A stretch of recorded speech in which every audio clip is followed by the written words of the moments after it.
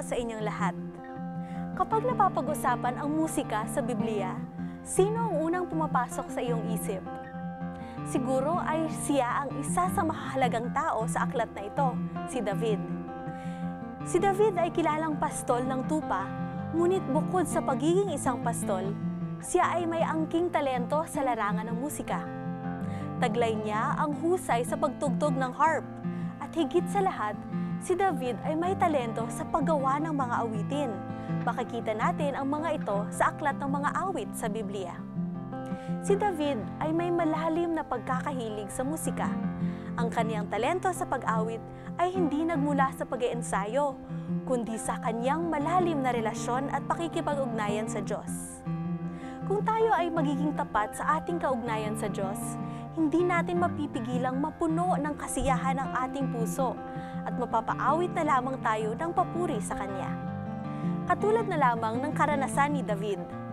Ang kanyang regular na pakikipag-usap sa Diyos ay nagmistulang awitin ng kanyang puso na itinataas sa Panginoon.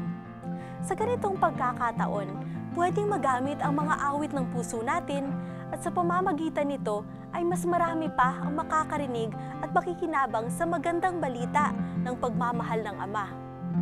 Kaya kapag napupuno na ang puso natin ng pagmamahal sa Panginoon, huwag nating pipigilan ang pag-awit. Katulad ng awiting maririnig nyo dito mamaya, gamitin natin ang mga ito sa paggawain ng Panginoon. Makakapagbigay tanyag na kayo sa may kapal, makakapagdala pa kayo ng awitin sa kapwa. Kaya dyan lamang po kayo. Be inspired, listen, and be blessed with songs and stories that have changed lives, because these might change yours. Music for His glory.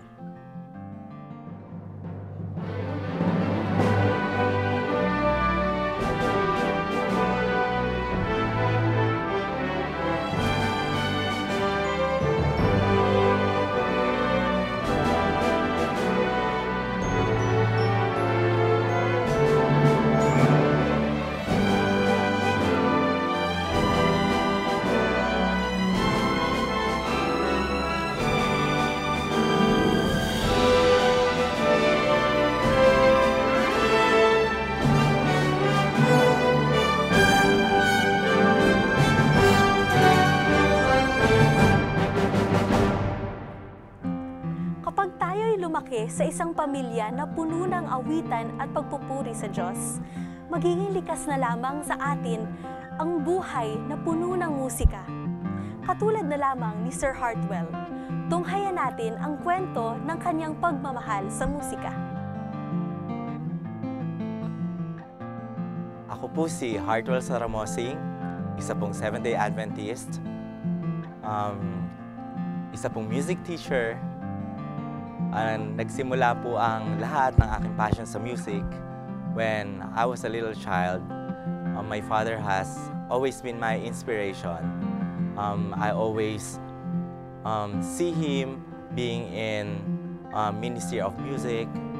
They go to different churches. But then, as I grew up, I realized that God has really been so good to me and that I would like to return to Him all the blessings that he has given me. And then there was one day that Ate Christy, one of the pianists in our church at Baisa Church, was playing the piano, and she was really so good. And she played fantastic songs for the Lord. She was playing in our church. And then I was looking at her, amazed by her playing, and I said to myself, "Oh God, please help me to learn how to play piano in that way, and I will surely use it for Thy glory." I was 20 years old that time nung na-experience ko na nawala yung boses ko. So at first, inisip ko lang na normal na paus lang yun dahil lahat naman ng tao napapaus talaga eh. I was member of a choir then. After 3 days, parang it has not been improving. So sabi ko, baka may problema ng unti yung throat ko. So pumunta kami sa doctor. So I was advised by the doctor to have a total voice rest. Totally wala. So I said, naku po, paano yun? Paano mangyayaring ganun? Ako yung tao na napakadaldal ko. Ako yung tao na mahilig akong umawit. So sabi ko, sige, kung no choice talaga, kaysa naman totally na mawala yung boses ko and forever na mag-suffer ako ng ganong klaseng pagsasalita. So sige, so that time bumili na kami ng magic slate, yung sinusulatan, and then pag tinaas, nabubura. So yun yung ginagamit ko when I talk with my family. And also I have students that time. I have choir. So I communicate with them. There was time that I communicate with them through sulat lang talaga. Louder on this part, and then I let them read. And then minsan meron akong yung interpreter ko, yung my mom was with me. After 8 months of not communicating with my friends, after 8 months of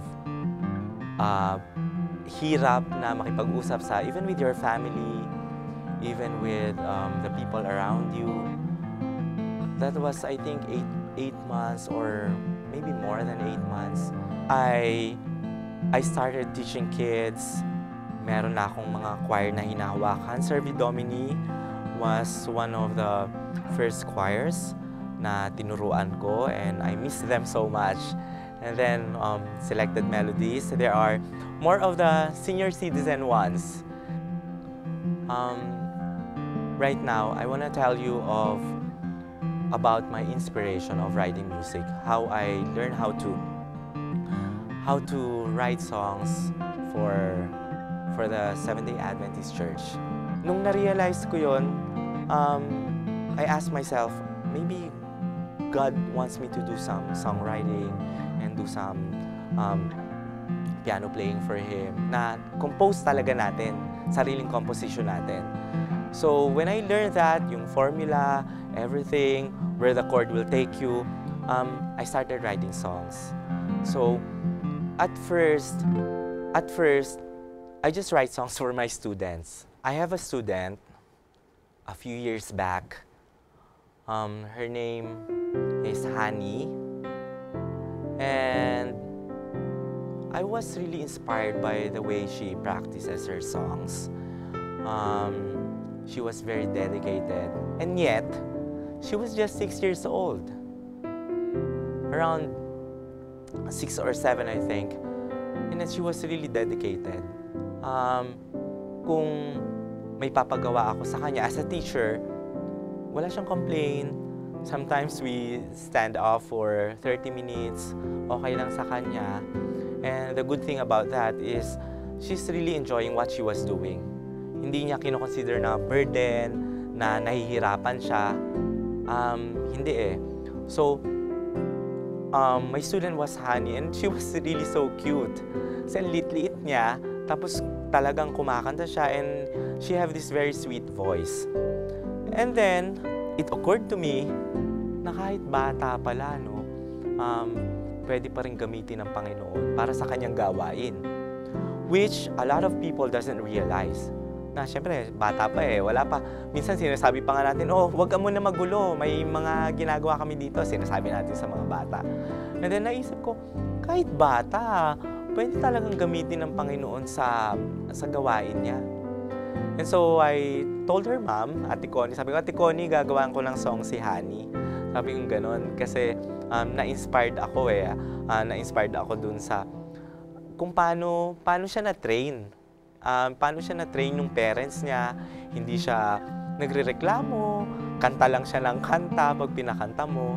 And so I thought of that God wants me to write a song for her, and then for the whole congregation to realize that even if you're just a little kid, God can still use you.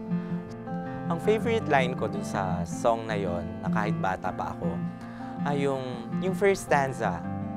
Kasi nandun yung pinaka-message ng buong song. Nandun siya. It goes like this. Sabi nila, ako'y bata pa, nahihirapan pa sa gawain.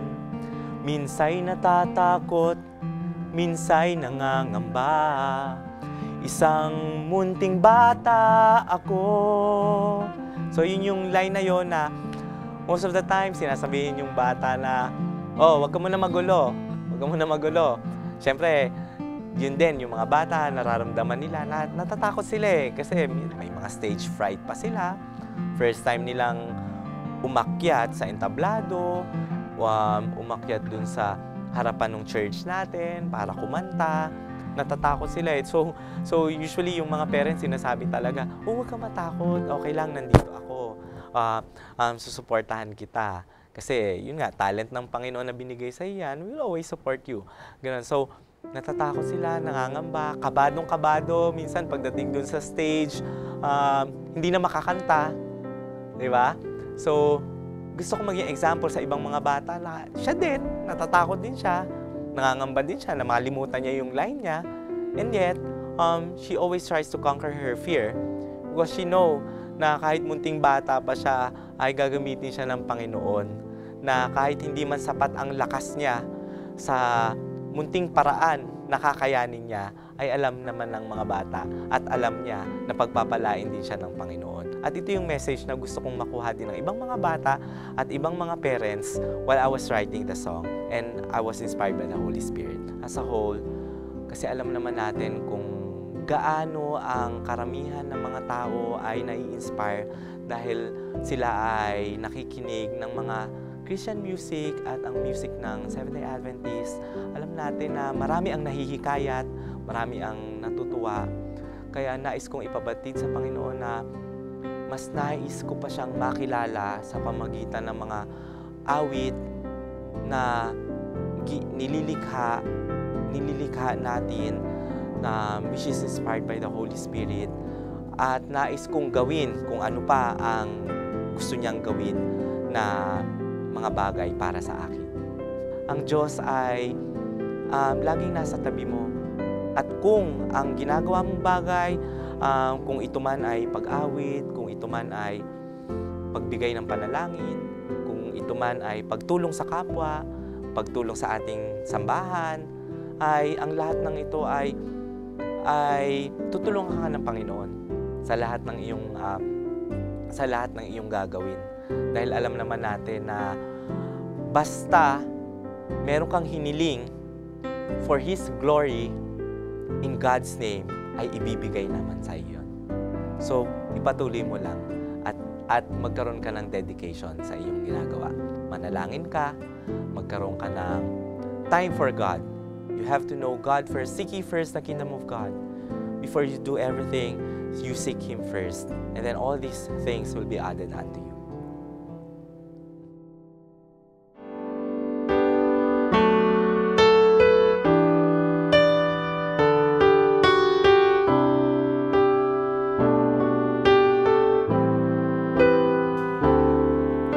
Sabi nila, ako'y bata pa, mahihirapan pa sa gawain. Minsa'y natatakot, minsa'y nangangamba. Isang munting bata ako, ngunit hanggang may wakas, hanggang batang wagas, ako'y panalig, ika'y sumusubaybay.